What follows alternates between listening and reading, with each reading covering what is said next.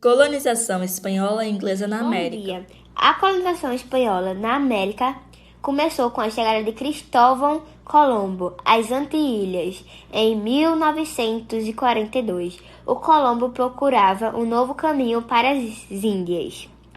A rivalidade entre os povos nativos se deu com a chegada dos espanhóis à América, visto que para consolidarem sua dominação nos territórios americanos, os espanhóis tiveram que travar muitas batalhas contra os habitantes nativos do continente. Um dos principais obstáculos para a conquista espanhola foram os impérios Inca e Aztecas.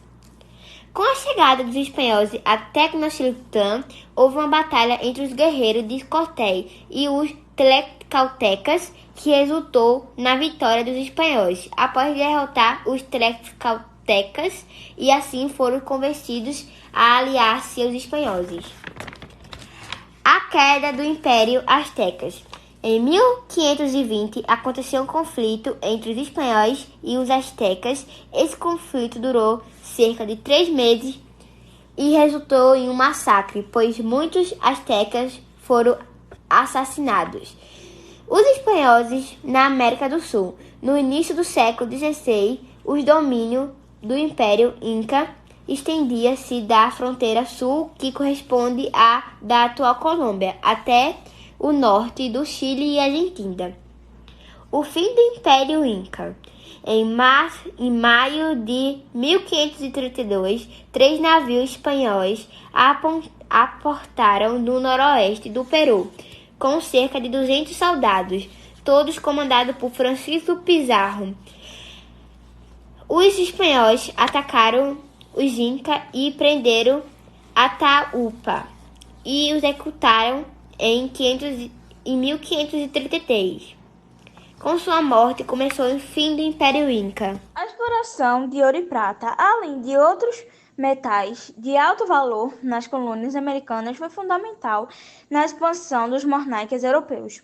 As cortes passaram a se tornar-se cada vez mais dispendiosas e luxuosas, gastando proporcionalmente as riquezas conquistadas nas áreas dominadas. Isso também contribuiu para o investimento em outras áreas, como a educação superior, a melhoria nos metais bélicos e de transportes, bem como no desenvolvimento das infraestruturas da cidade.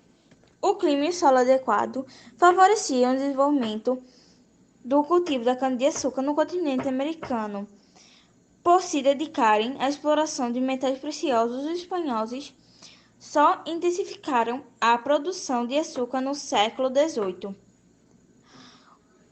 Os maiores centros açucareiros estavam instalados nas grandes fazendas de Cuba e da ilha Hispaniola, onde o trabalho era feito por escravos e escravizados.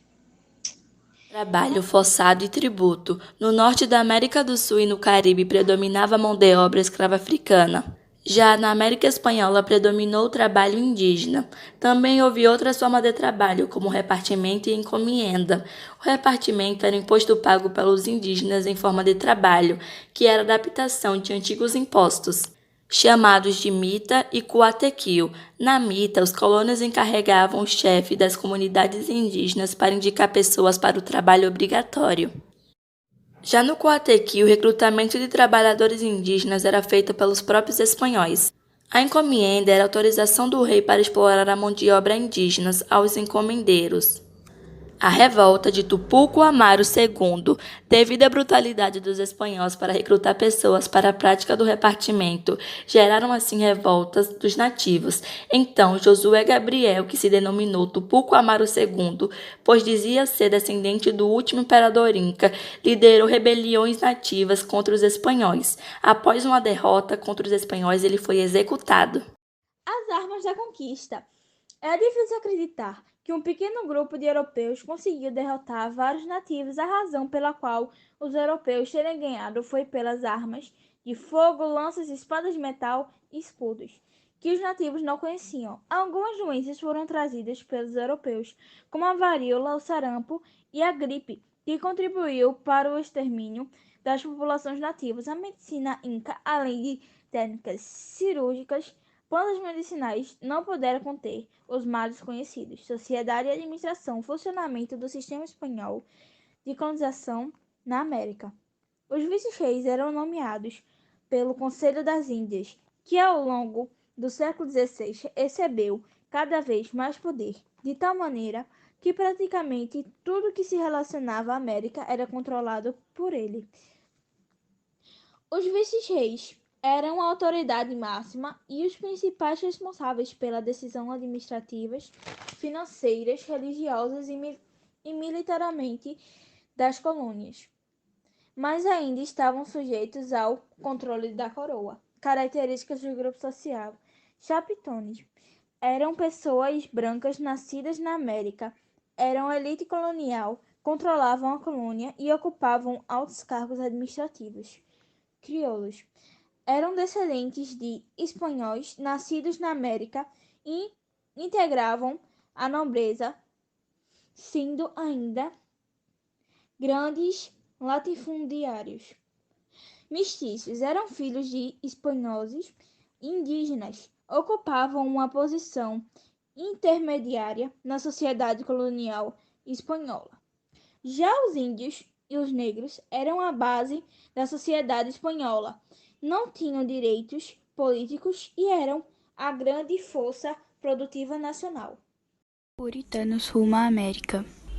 Os puritanos eram um grupo de calvinistas que passaram a combater os desvios católicos no anglicanismo e também defenderam a purificação da igreja. Com a morte da rainha Elizabeth, começaram uma nova dinastia, onde medidas disciplinares da igreja anglicana contra os puritanos se transformaram em uma repressão política. Depois disso, muitos puritanos foram encarcelados por não atacar as determinações da igreja oficial. E além das tensões religiosas e políticas, uma crise social começou a crescer na Inglaterra. E por isso, um grupo de 102 pessoas partiram num navio. A formação das 13 colônias. As 13 colônias eram povoações instaladas pelos britânicos na costa leste da América no decorrer do século XVII. Os colonos se fixaram entre o Oceano Atlântico e os Montes Apalaches, constituindo o embrião dos futuros 13 estados americanos. As colônias no norte e no centro. A região das colônias do centro eram formada pelas colônias de Nova York, Delaware, Pensilvânia e New Jersey. Essa área também possuía um clima mais favorável e, em razão disso, a atividade agrícola era mais rentável. Já as colônias do norte eram formadas pelas colônias de Massachusetts, New Hampshire, Connecticut e Rhode Island, que foram fundadas ao longo do ano de 1620, também chamadas de Colônia de Massachusetts ou Nova Inglaterra. Colônias do Sul. Nas colônias do Sul, a economia era voltada à monocultura feita por mão de obra escrava, além do cultivo de algodão, arroz, tabaco e anil, cultivada nas grandes fazendas. Por não ser limitado o comércio apenas na metrópole, houve diversificadas relações comerciais, incluindo o comércio triangular. Comércio triangular. O comércio triangular envolvia as 13 colônias, as Antilhas e as Áfricas. Os colonos do norte recebiam açúcar e melaço das Antilhas. Esse melaço era transformado em rum para ser trocado por escravos.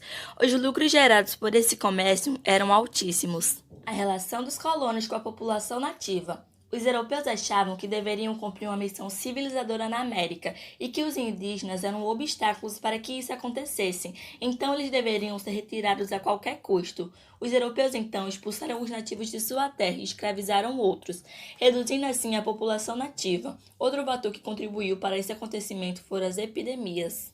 A administração das 13 colônias. Nas 13 colônias, cada colônia tinha um próprio governante, que estava submetido à coroa inglesa. Na metrópole das colônias do sul era indicado o governante. No centro e no norte, os colonos podiam escolher seus representantes e governadores nas assembleias locais. Educação de base protestante. A educação protestante predominava nas 13 colônias, alfabetizando assim os fiéis para ter livre interpretação de textos bíblicos. Logo depois foi decretada uma lei do governo. Essa lei dizia que todas as crianças deveriam recorrer a Deus e ser ensinadas a ler e escrever.